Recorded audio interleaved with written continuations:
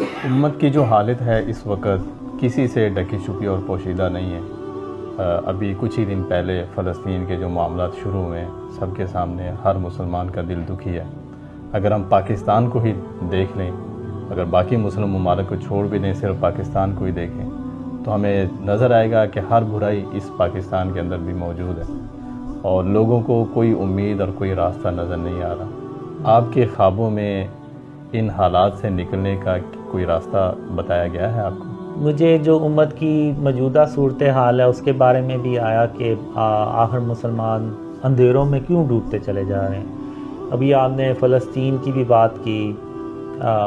فلسطین میں تو جو مجھے ڈریمز آئے ہیں وہ تو کافی آپ کہہ رہے ہیں بھیانک قسم کے ہیں، کہ ایک ڈریم میں تو وہ کہتے ہیں کہ اسرائیل کا وزیر اعظم کہتا ہے کہ فلسطین کا صرف نام باقی رہ جائے گا۔ تو ابھی یہ جو کچھ بھی کر رہے ہیں یہ بات وہیں اسی طرف ہی جا رہی ہے کہ وہ صرف نام باقی رہ جائے گا اس کا، لیکن مسلمان کچھ بھی نہیں کر پائیں گے۔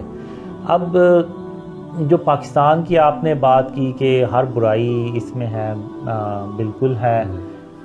اب مجھے ایک ڈریم میں آیا کہ میں اللہ سے کہتا ہوں کہ آخر تو نے پاکستان کو کیوں بنایا، ہر برائی اس ملک میں ہے۔ تو اللہ نے مجھے کہا کہ قاسم، آج سے 1400 سال پہلے جب محمد صلی اللہ علیہ وسلم اس دنیا میں موجود تھے تو اس وقت وہ اکثر مجھ سے دعا کیا کرتے تھے کہ قیامت کے قریب جب ان کا اسلام پوری دنیا میں مغلوب ہو چکا ہو تو ایک ایسا ملک بنا جس کا نام لا الہ الا اللہ ہو، تو پھر میرا جو اصل اسلام ہے وہ اس ملک سے پوری دنیا میں دوبارہ پھیلے۔ تو پھر اللہ کہتا ہے کہ قاسم پھر میں نے پاکستان کو بنانے کا فیصلہ کیا، اور پاکستان کا اگر آپ جب دیکھیں تو نعرہ یہ تھا کہ پاکستان کا مطلب کیا، لا الہ الا اللہ۔ تو برائیاں ہیں اس ملک میں، لیکن اللہ کی رحمت سے ہمیں مایوس نہیں ہونا چاہیے، اور اللہ نے ان خوابوں کے ذریعے سے ہمیں بتایا ہے کہ اگر ہم شرک اور اس کی اقسام سے اپنے آپ کو بچا لیں اور بچانا شروع کر دیں، اور اس ملک کو شرک اور اس کی اقسام سے پاک کر دیں، تو اللہ کی رحمتیں اور برکتیں اس ملک پہ نازل ہوں گی، اور ایسی برکتیں نازل ہوں گی کہ لوگ جو ہے نا ان سے وہ جو اللہ کے خزانے نا وہ سنبھالے نہیں جاتے۔ یعنی میں نے خود ایک خواب میں دیکھا ہے کہ سونے کی ایک بڑی سی دکان ہوتی ہے اور وہ کھلی ہوتی ہے، اور اس کا جو اونر ہوتا ہے وہ بھی دکان پہ نہیں ہوتا، اور لوگ گزر رہے ہیں لیکن کوئی سونے کی طرف دیکھتا بھی نہیں ہے۔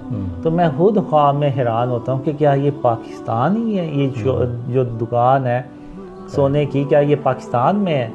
تو یعنی اس طرح کہ اللہ اپنی رحمت سے نا ہمارے حالات اچھے کر دے گا، لیکن اس کا ایک ہی طریقہ ہے کہ جب تک ہم اللہ کو راضی نہ کر لیں، یعنی شرک ایسا گناہ ہے کہ جس کی کوئی معافی نہیں ہے۔ قیامت کے دن اللہ جس کے چاہے گا گناہ بخش دے گا، لیکن شرک کبھی معاف نہیں کرے گا۔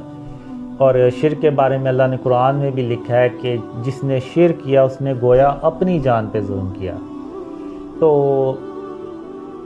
یہ ایک طریقہ اللہ نے ہمیں بتایا، اور اس میں ہم نے کچھ بھی نہیں کرنا۔ آپ یقین کریں یہ بہت سمپل ہے، ہم نے صرف یہ کرنا ہے کہ جتنے بھی اسٹیچوز ہیں ان کو ختم کرنا ہے، تصویریں ختم کرنی ہیں، اور یہ جتنے بھی مزاروں پہ جا کے منتیں مانگتے ہیں، سجدے کرتے ہیں، ان کو ختم کرنا ہے۔ ان چیزوں کو ہم نے ختم کرنا ہے تاکہ ہم اللہ کو راضی کریں۔ جب ہم اللہ کو راضی کریں گے تو اس کی مدد اور اس کی رحمتیں اور برکتیں آئیں گی، اور یہ ملک پھر ترقی کرے گا۔ اور جو میں نے ڈریمز میں دیکھا ہے کہ پاکستان ایون پوری دنیا پہ حکومت کرتا ہے ایک وقت آتا ہے۔ تو اللہ نے ہمیں رستہ دکھا دیا ہے، اللہ کو ہماری کوئی ضرورت نہیں ہے، ہمیں اللہ کی ضرورت ہے۔ اور اگر ہم اللہ کی مدد چاہتے ہیں تو ہمیں وہ کام کرنے ہوں گے جس کا اللہ نے ہمیں حکم دیا ہے۔